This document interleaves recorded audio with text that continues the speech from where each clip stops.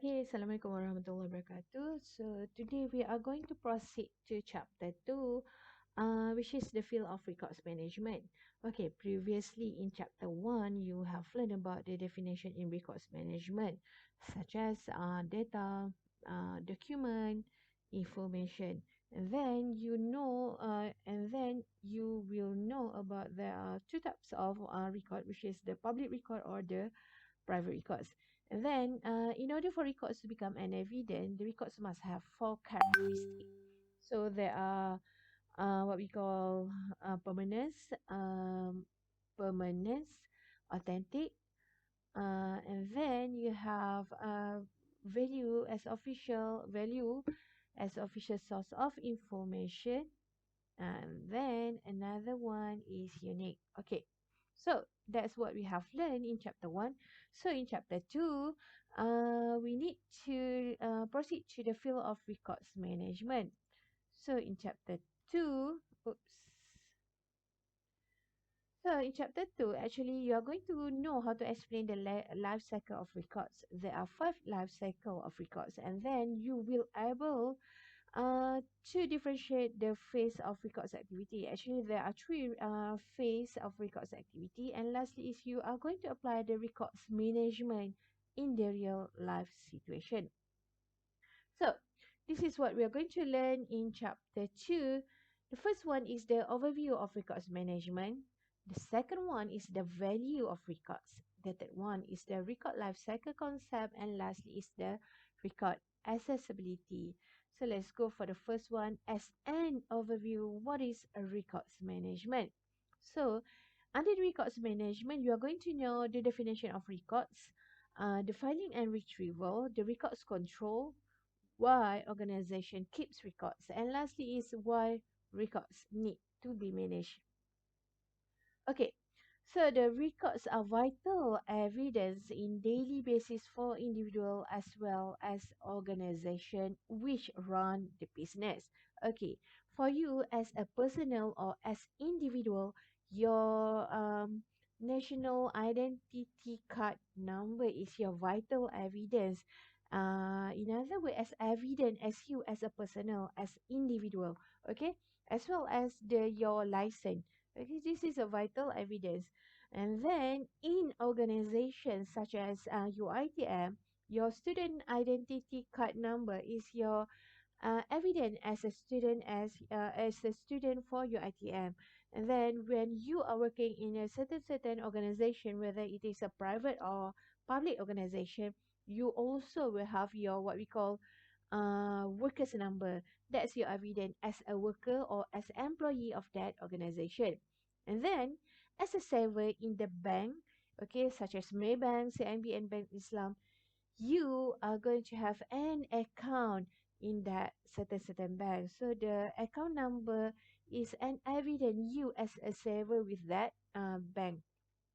And then yes, of course, as individual, as a Malaysian, our identity card number is our evident as a Malaysian citizenships. And then the same thing goes when you fly abroad. Your passport is an evidence for you as a, what we call as Malaysian, but you are visiting or as a foreign, okay, to other country. Okay, next one. People may tolerate misplacing a few items in their personal life. Yes. Let's take a look on the perspective as you as individual. Sometimes you misplace your what we call the receipt. Okay, when you do a shop from Watson, for example, or Shopee, do you keep the receipt? No, I don't think so. So when you misplace this those items, this will not affect you. But okay, this is for what we call office worker, but very intolerant of office workers who misplace, lose, or accidentally destroy the record. Why? Because in an organization, if you misplace any document, any record, this will affect what we call the flow of your daily work. Okay, daily operation of that organization. Okay, that's why for an organization, failure to locate records can be costly. Yes, if you misplace, you lost, or you accidentally destroy the record, This will affect the flow of your what we call operation of that organization. The next one. So I'm going to give you another example of the records management whereby a bank may handle 500,000 or more depositors' signature card. Okay. So, and then another example is an air freight company may generate 150 shipping orders a month. Okay. An insurance company may process over 1 million policies. And lastly is hospital may maintain medical history on 5,000 or more patient admissions a year. Okay, so this one is the worker in this organization. They are responsible for processing and maintaining these important records, so they are not lost, misplaced, and accidentally destroyed. You can see the number of depositors, the number of the air freight company who generate the shipping. So the workers need to avoid, uh, I mean, avoid to make this all mistake such as loss, misplaced, or accidentally destroyed. The next one, as the volume of records stored in organization are increasing, so the record management will become more complicated because you need to what we call file the record according to their type. Okay, so the common organization, however, is the need to store and protect the records and to find them when they are needed. So this is what you're going to learn after this. Okay. So these are some family types of office record.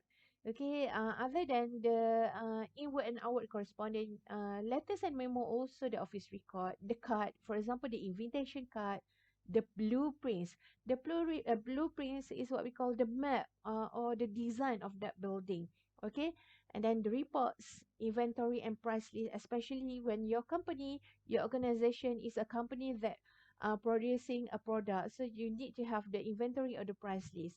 And then the purchase order, and lastly is the shipping receipt. Okay, so let's recap what is records. So records are recorded information regardless of media or characteristic created or received and used in the operation of an organization. So some organization, the records responsibility is also called as a records management. So now let's take a look what is the definition of records management. Records management itself is the systematic control of all records from creation or receipt through their processing, distribute, organization, storage, and retrieval to their ultimate disposition. So for this one, they involve what we call the phases of life cycle record.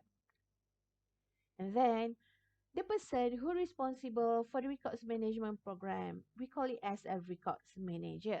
Okay, so records management professional have the ultimate responsibility for establishing records policies and procedures. However, everyone in the organization need to have a basic understanding of records control. Okay, for example, in your ITM, I'm going to make your item as an example. Your item will have HVA, HVP, and also treasury. So this department, they have their own personnel or people who responsible to keep the record. Okay, so that one is depends to that organization, how big the organization or how small. But again, it depends to that organization again. If you have a very big organization and you have a lot of department, usually there's a person of from each department that handle the records. Okay, so the next one, what are the goals of records management? The first one, you're going to create the right information and records. That's the goal of records management. Second one, you want to make sure that records are available for the right individual. Number three, you want to ensure records are available at the right times and at the right place. Next, to ensure records are managed efficiently and at low cost. Next one is to ensure the records are used in making decision. Okay, sometimes we are using the record to make a decision. For example, you preparing a record of the what we call the budget, and then you can make decision according to the budget or forecast for certain event. Okay, and lastly is to ensure record with the value are transferred to the archive, and those without value are eliminated. Okay. Oops. I'm going to make my picture smaller. Okay, want to put it here. Okay, next one. Oops. Okay, so the records management program. Okay, you need to know there are five basic elements of records management program. Okay, so these five they are end up with the word operation. So we have mail operation, classification operations, file operations, use storage retrieval and circulation operation, and lastly is the disposition operation. Next one, still under the records management program. Under the records management program, you have a programs for managing records. So you have four. The first one is well-defined goal understood by all workers, simple, sound organizational plan, efficient procedures for managing each of five stages in the record life cycle, and lastly is well-trained staff. Okay, so these four are the programs for managing records. So under records management program, we will have we are going to face a problems in record system. So there are six problems in record system. So you are going to learn detail about the problems in record system in during your degree. Okay, so for diploma level, you just need to know what are the problems in record system. It involves the management, the human problem. For example, you make mistake, you lost or you misplace. Inefficient filing procedure, you are not using the correct filing procedure.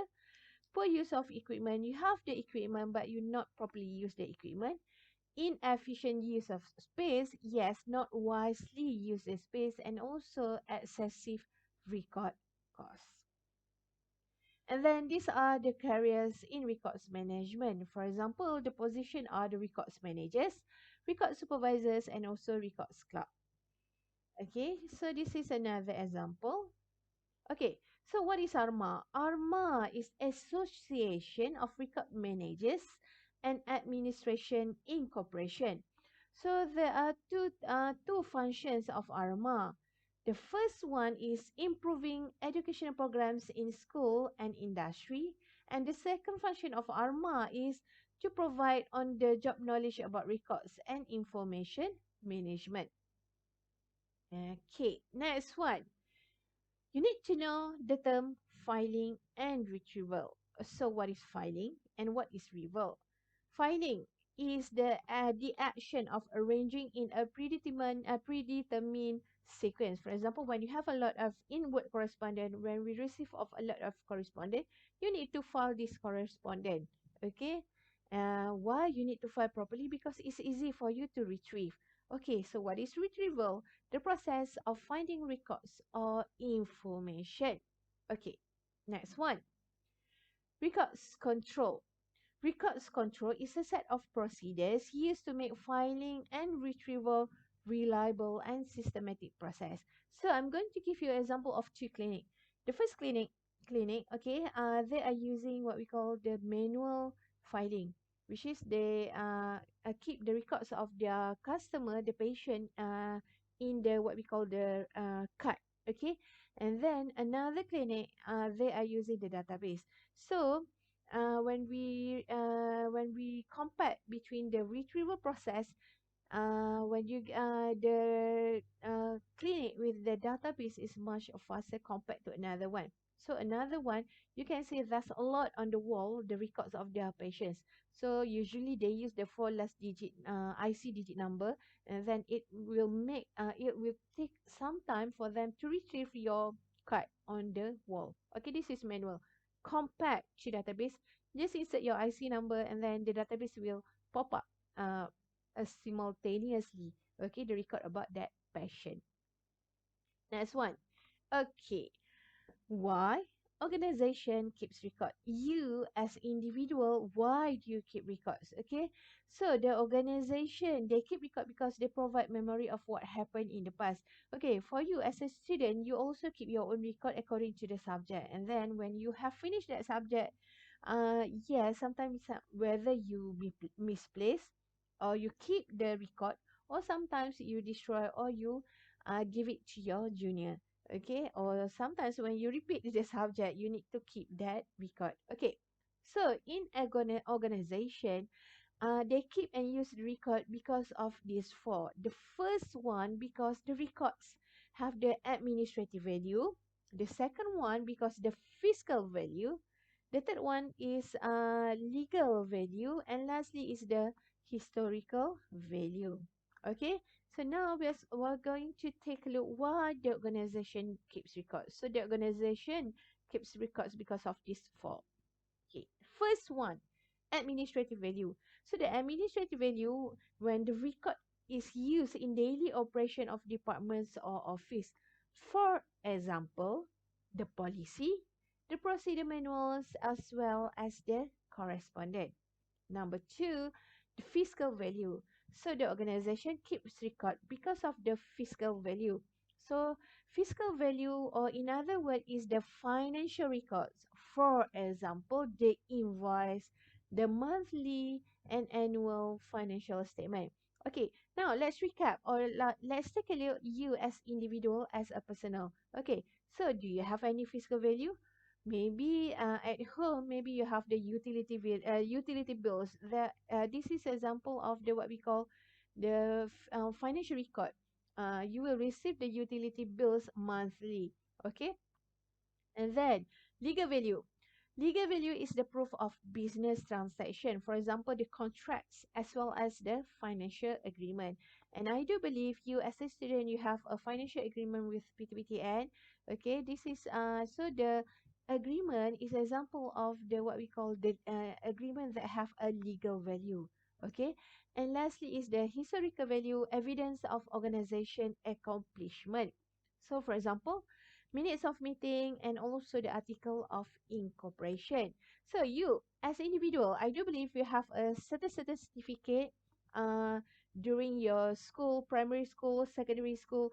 So those certificate, maybe your achievement in sport, achievement in co-curriculum, this what we call your personal accomplishment. Okay, also have the historical value.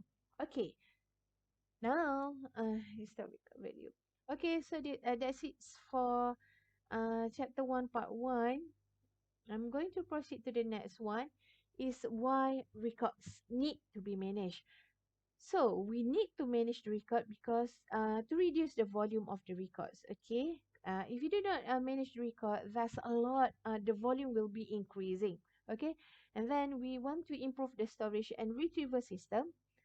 Next is to increase efficiency of record processing. The next one, why we need to manage the records need to be managed, because we want to identify and protect the vital records. And then we want to meet the legal requirements. And then we records need to be managed because we want to protect the organization, the customer, the personnel, and also the stockholders. And the third one, the third last is you want to improve the productivity, to cut costs, and also to improve costs. Okay, so when the question asks you what records need to be managed, you can just list down this one. No need to explain this one. Now we are going to the next one. 2.2 is the value of records.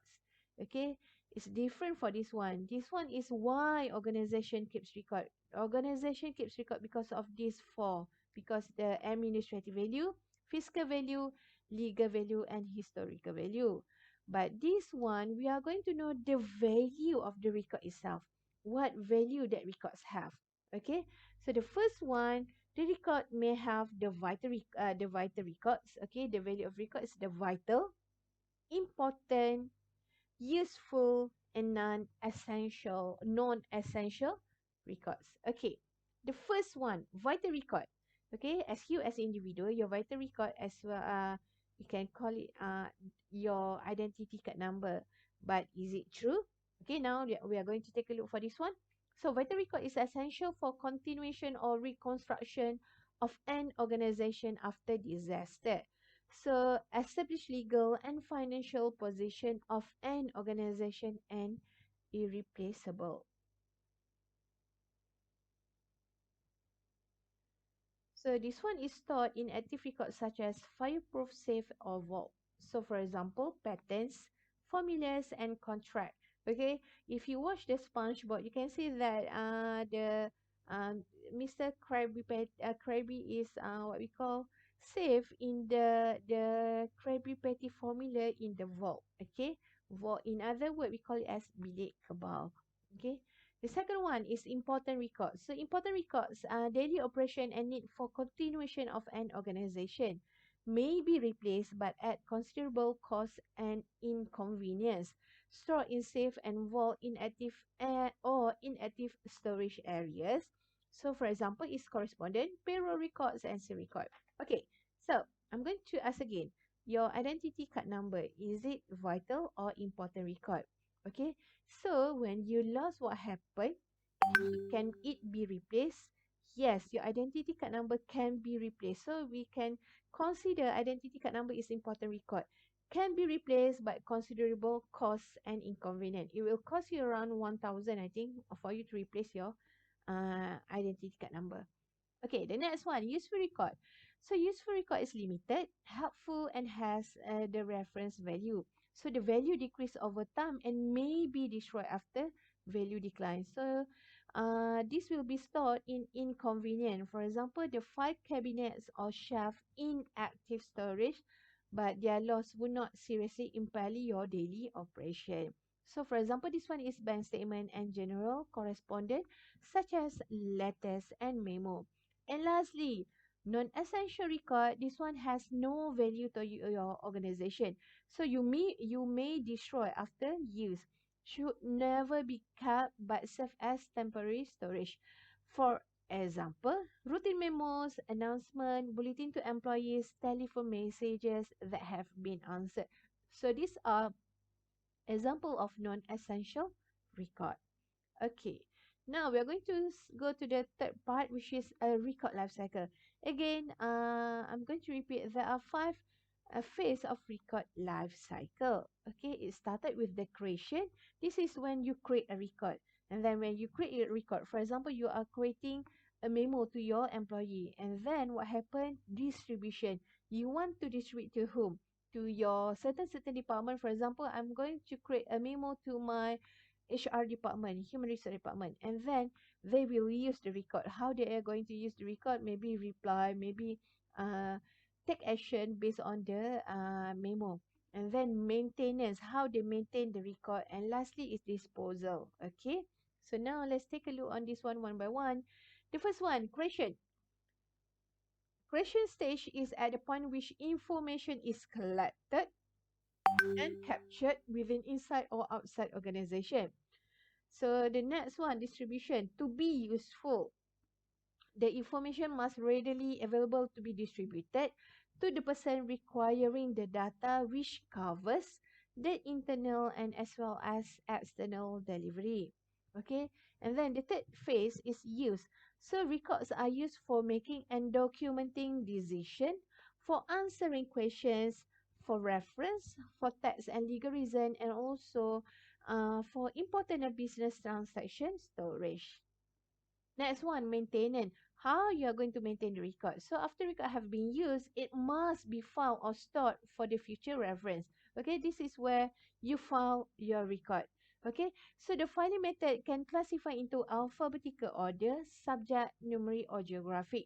Okay, so you are going to learn alphabetical order in chapter 4, and you are going to learn subject, numeric, or geography in chapter 5.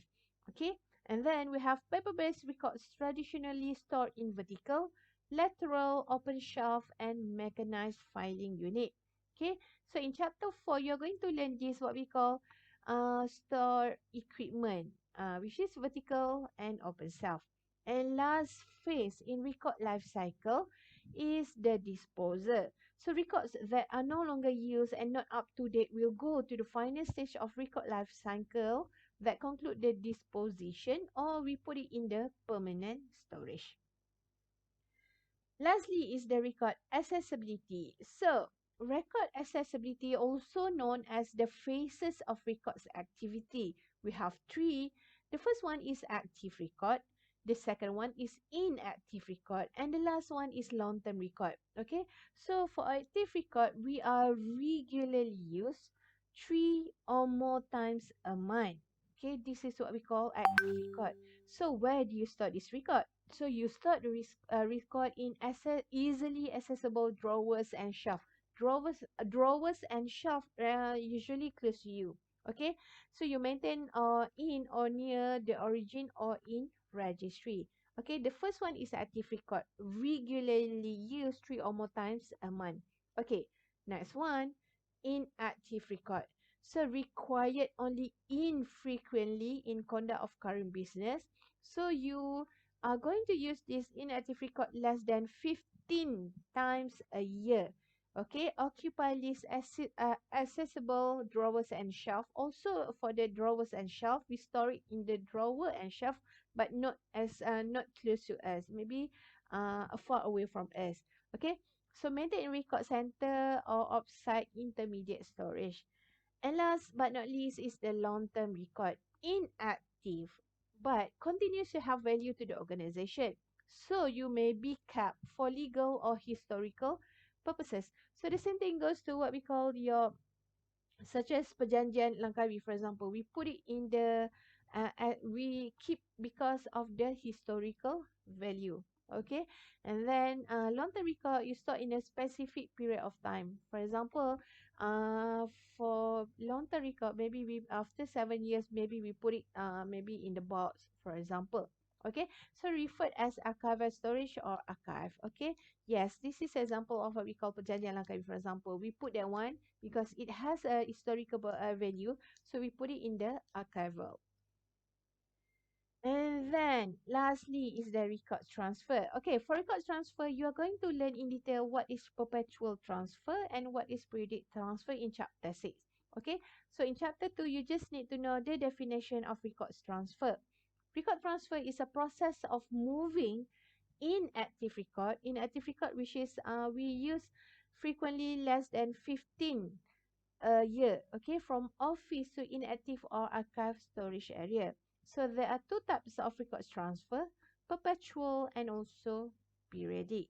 Okay, so that's it for chapter 2. Thank you so much. And if you have any question, please do ask me. Thank you.